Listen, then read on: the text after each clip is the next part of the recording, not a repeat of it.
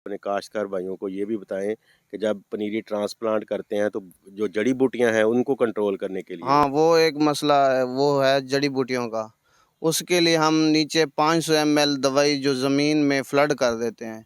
फिर 500 ml दवाई इसका जो है वो हम ऊपर स्प्रे से इस्तेमाल करते हैं, ताकि उससे हमारी 1.5 महीना पूरी जड़ी बूटियाँ उगती नहीं हैं।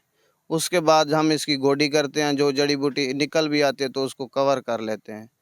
और उसके बाद जो मरला है, फिर इसको हम 50 दिन का, जैसे मैं आपको बता रहा था कि 50 दिन के बाद इनको MAP वो इस्तेमाल करते हैं।